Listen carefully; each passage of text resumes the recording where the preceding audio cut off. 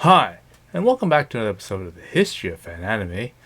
I'm your host, Blaine Chow. In today's episode, we're going to get into a really fun topic that very few people actually talk about and go into the history of it, and that is Moe Anthromorphism. Now, it sounds like a pretty long word and complicated word, but just I guess in a sort of a more common term, some people could refer to it as or a topic of it would be like a furry. Okay, it's always good to talk about sort of the beginning histories and that kind of stuff of that and whatnot. All right. So before we get into this topic, I'm going to do a kind of an overview of it. But before we begin, I want to remind everyone to go down below, click like, and click subscribe if you can. Put a comment down and see what your favorite kind of morphism is, and maybe your experience of that, and whether you actually remember some of these examples and that kind of stuff. Because there's a few animes that just recently came out for them, but the origins are relatively actually date back for quite a ways actually. You can also support me on the by hitting the super thanks button down below, as well as I have the links for the Patreon and the PayPal down below. Again, I have another video for the anime giveaway coming up this week. So this, if you haven't and maybe thinking of being a subscriber or whatnot, this would be the good time to do that, because again, people who are on the supporters list do get first pick of the various things in the anime giveaway. So I'm going to probably get into another video of some more goodies and that kind of stuff. I'll probably drop that a little later on this week. So again, make sure your notifications are on, so you'll see that video. And then again, build your list, and then we'll get the shipping instructions down just a little bit later. Okay, so do stay tuned for that. All right. So today's topic is Moe Anthromorphism. Now, the whole, it sounds a very complicated term, but basically it refers to the process of taking, human traits and that kind of stuff, and placing it on sort of non-human things. Okay, so or non-animal things, but other things as well. So, for example, the concept of a furry, basically taking animal parts and that kind of stuff or whatever, and putting it onto a human person, usually a female, and then basically you have the concept of a furry. Okay, there's the other really popular thing, and the way I got this idea is when I was looking at the newsletter from the Super Dimensional anime club there. They have an sort of a mecha girl as their mascot, and this is brings of course to another type of thing, which referred to as MS Shoujo, or the whole concept of a Gundam girl. Let's take a Gundam, let's separate the different parts of it, and let's basically put them onto a female character, and then thus you have a Gundam girl. This also is leads to things like Galaxy Frontal and Yuna. Okay, a similar concept, right? Now the whole concept of putting mecha parts onto a girl, has gone on for a while. It dates back to things like Yuna, even things like Bubble Crisis, and the idea of putting like a hard suit and that kind of stuff onto a female body and that kind of stuff. Even things like Virtual On for the Sega Saturn is that same kind of idea with Feiyin and and whatnot, is to basically just kind of mechanize cybernize, if you will, the female figure. Okay, maybe even just an extension of the Sarayama's sexy robot kind of idea is that kind of extension lineage of that particular book and his sort of artwork that he did at that time. Okay, but then I'm saying mecha and that kind of stuff is not the only thing that they've also done. One of the most interesting ones that I thought was rather cute was the whole entire release of the OS hands.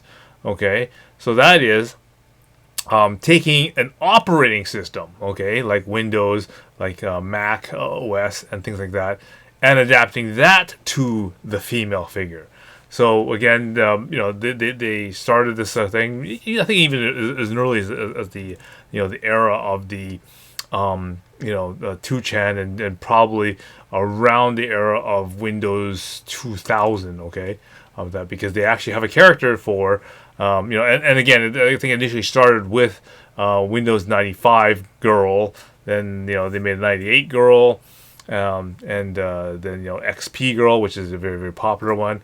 Again, she ended up using they different have different characters for each of the different sort of characteristics for each of the different various girls, right? So, for example, XP being the sort of more eldest one of them all, 95 being the youngest and the most, shall we say, error prone or careless, shall we say, and they have things which pertain to the amount of they have different things which model after different traits that the different Windows do. For example, Windows ME suddenly accidentally deleting folders of stuff in the trash can or whatever. There's famous pictures of that going on. They also made all of these extra side characters, for example. So, for example, they adapted, Norton antivirus as a doctor who has to go and investigate the girls and probe in to see if they have any viruses.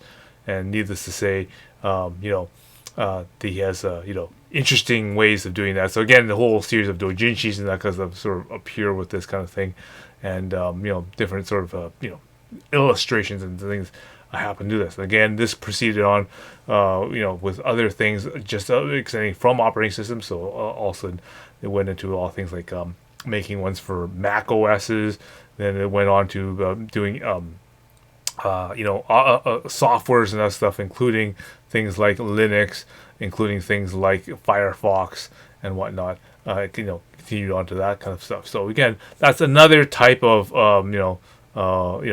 this anamorphic stuff that was really kind of kind of a cool thing to have. Again, a lot of people, including myself, got a whole bunch of these and put them onto our desktops, and so we have rotating pictures of different OS girls as our background desktop screen, because it just seems sort of appropriate, right? So that's another variation of them. Also in the early days, so when this sort of trend came on, other sort of topics came in that were really, really popular. One was mixing things with airplanes. Okay, so again, at the beginning, it was always a series of World War II sort of prop plane types of airplanes were mixed with with the female figure, putting the wings, the props, and the weapon systems and that kind of stuff. Usually, in the form of carrying the large auto cannons and that kind of stuff. On those particular female characters, and then they basically came up with the various versions of the airplane girl. Again, of course, now they've got things like strike witches and that kind of stuff, which is a more full-fledged version of that anime. But again, it originated, again, it was probably at the same time, back in the days of 2chan and whatnot. Okay. Another one that also came out about the same time as the World War II aircraft was World War II tanks. Okay, so again, a lot of things came out with like taking things like like a German Panzer tank or something like that, and whatnot, taking the various different symbols, the usually the cannons represented as a giant rifle, and putting all those different things onto a girl, and basically making something of that sort of nature. And again, we have things like Panzer Waltz modernly, which adapts that kind of idea, and what kind of, again, the original starts that. And again, there's probably lots of other things which they've adapted onto a female figure and whatnot. I'm not going to get into all those because there's still quite a lot. But I just wanted to just quickly go over this topic that these sort of things are very common. They're very they are neat because they cause a lot of artists and that kind of stuff to come up with some really interesting ideas. And as I said, when these ideas came out, there was a really big wealth of artists, ideas, own interpretations.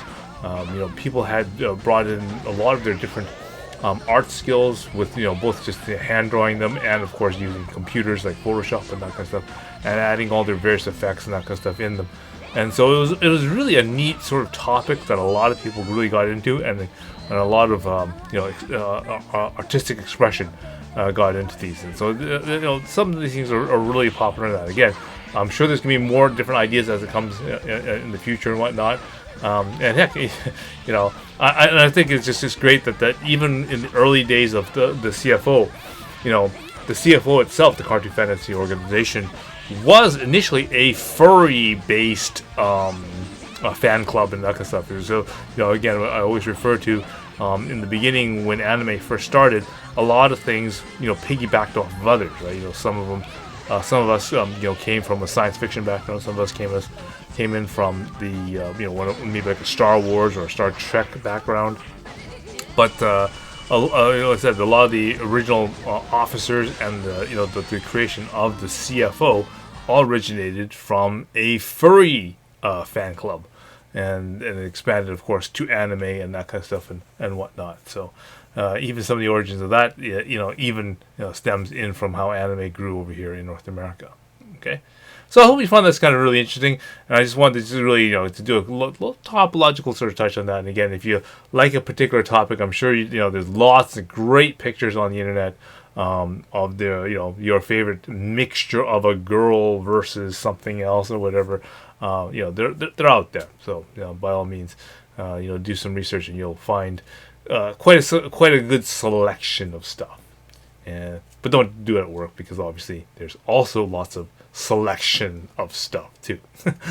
Okay, so until next time, I will see you again.